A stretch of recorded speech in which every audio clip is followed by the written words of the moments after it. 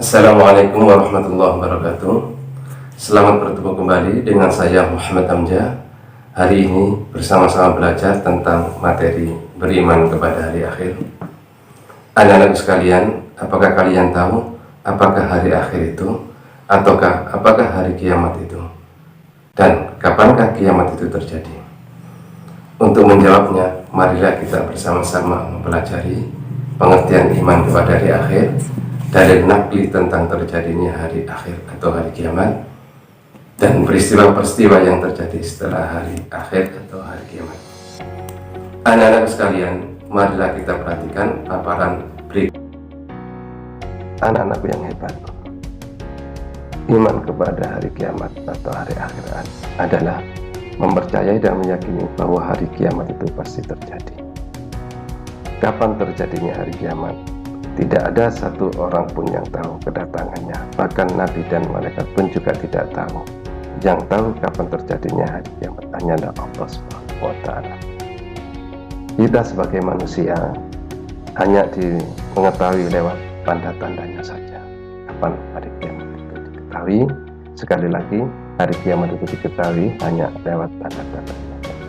Antara tanda-tanda terjadinya hari kiamat: terbitnya matahari dari barat, banyaknya kerusakan pada alam semesta, kemaksiatan merajalela, munculnya Nabi Isa. Kenapa Nabi Isa muncul? Karena saat ini Nabi Isa masih belum meninggal, dan nanti pada saatnya Nabi Isa akan turun ke dunia ini. Dan ketika Nabi Musa turun ke dunia ini, menunjukkan bahwa hari kiamat itu semakin dekat. Tanda-tanda kiamat selanjutnya adalah banyaknya kaum perempuan yang tidak malu memperlihatkan auratnya. Ini bisa kalian lihat bagaimana cara kaum wanita memakai pakaian yang selalu mempertontonkan auratnya. Dan tanda-tanda terjadinya hari kiamat ini akan menjadi tugas bagi kalian untuk melengkapinya, yaitu tanda-tanda kiamat kecil dan tanda-tanda kiamat besar. Anak-anakku yang hebat, agar keyakinan kalian tentang hari kiamat semakin teguh, berikut Bapak tampilkan satu ayat Al-Quran, yaitu surat Al-Hajj ayat ke-7 yang berbunyi: A'udzubillahi minasyaitonirrajim, Bismillahirrahmanirrahim, wa anna as-sa'ata atiyatun la raiba fiha wa anna Allaha yab'atsu man fil qubur.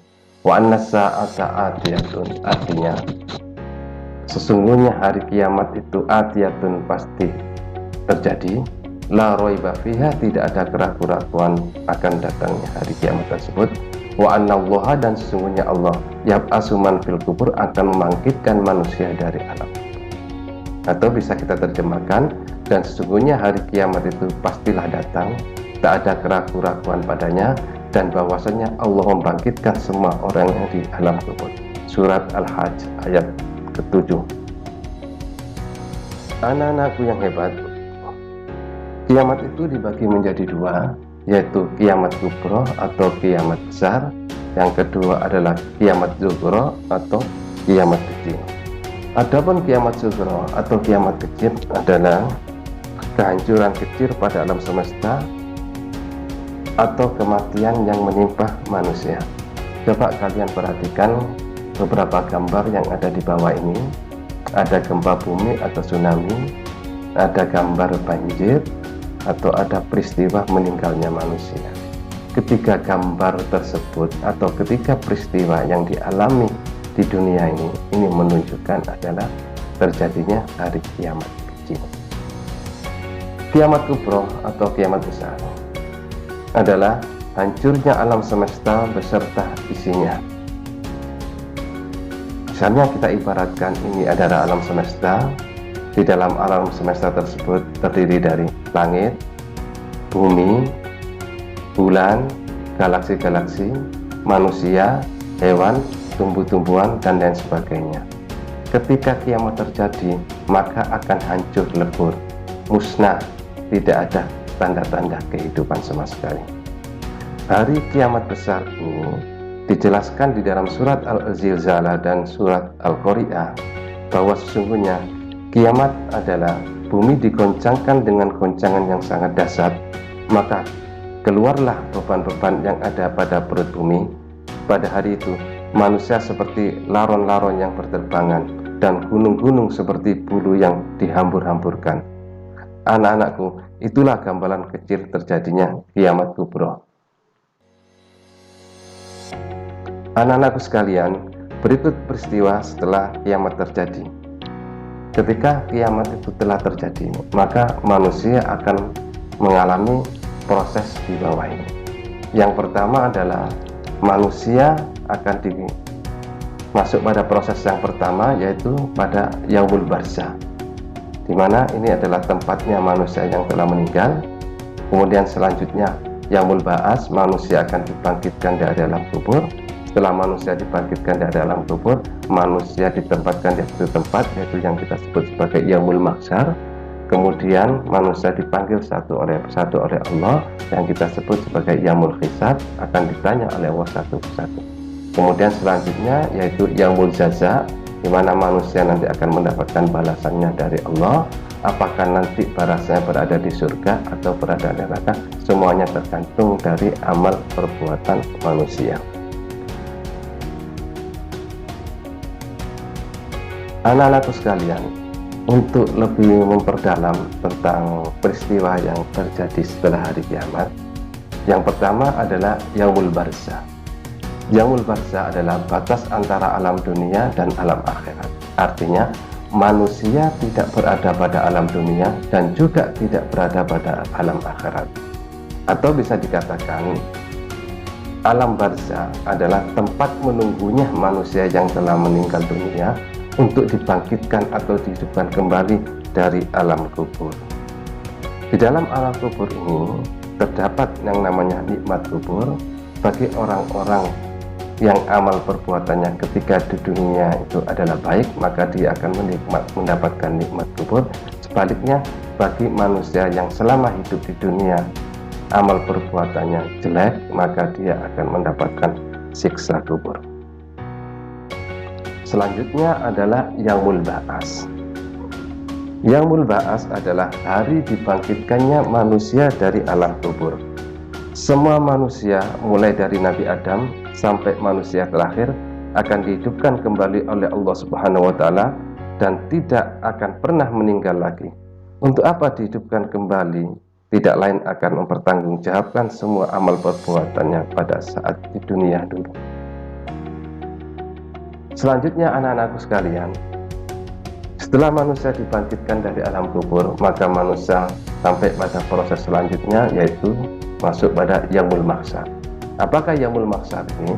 Yaitu suatu tempat berkumpulnya manusia setelah dibangkitkan dari alam kubur. Semua manusia akan ditempatkan oleh Allah di satu tempat. Lalu bagaimana situasi dan kondisi yaumul mahsyar?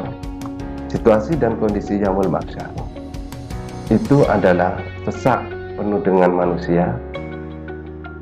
Manusia tidak saling mengenal, anak sama orang tua tidak mengenal, suami dan istri tidak mengenal, apalagi sama manusia. Semuanya tidak ada saling mengenal, saling menginjak. Ini ketika ada manusia yang jatuh, kemudian tidak ada satu orang pun yang mampu untuk menolongnya. Karena tidak ada orang yang menolong, maka dia akan diinjak-injak oleh orang lain. Kemudian situasi dan kondisi selanjutnya adalah hawanya sangat panas sekali.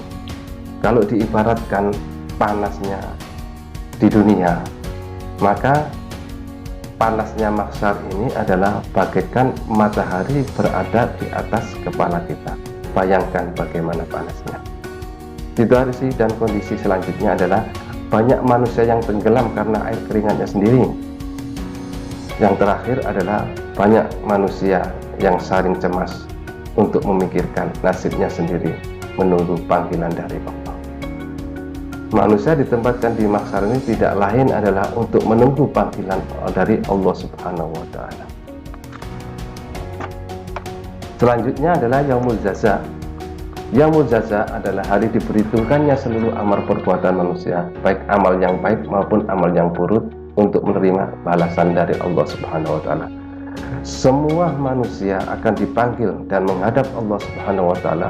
Allah akan mempertanyakan perbuatan manusia selama di dunia, mulai dari akil balik sampai meninggal dunia.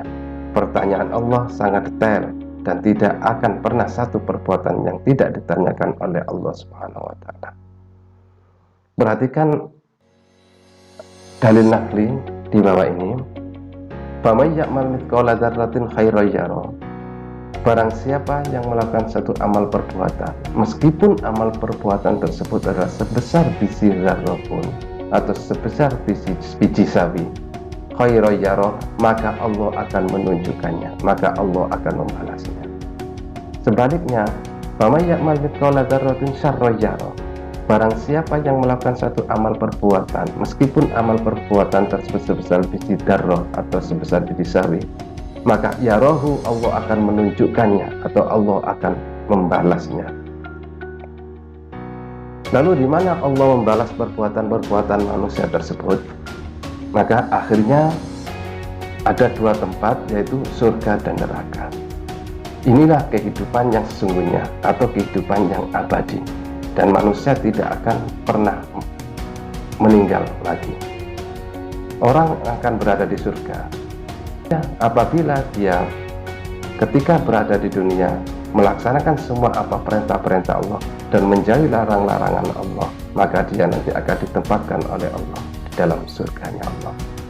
Sebaliknya, bagi orang-orang yang amal perbuatannya jelek ketika di dunia, lalu melaksanakan larangan-larangan Allah dan tidak menjalankan perintah-perintahnya Allah, maka dia oleh Allah akan ditempatkan di dalam neraka Allah. Mereka akan hidup kekal abadi selamanya. Setelah kalian mempelajari iman kepada hari akhir, diharapkan kalian menjadi manusia yang rajin beribadah kepada Allah Subhanahu wa Ta'ala. Yang kedua, diharapkan kalian selalu meminta ampun kepada Allah Subhanahu wa Ta'ala. Yang ketiga, diharapkan kalian mampu untuk berperilaku baik. Yang terakhir adalah kalian sebagai manusia diharapkan selalu menghindari perbuatan perilaku yang tidak baik. Sebelum mengakhiri kegiatan ini, maka ada tugas yang harus kalian kerjakan, yaitu mencari dalil nakli tentang hal-hal yang berkaitan dengan hari kiamat. Yang kedua, kalian mencari tanda-tanda terjadinya hari kiamat kubro dan tanda-tanda terjadinya hari kiamat sughra. Demikian, saya akhiri. Assalamualaikum warahmatullahi wabarakatuh. Terima kasih, semoga sukses.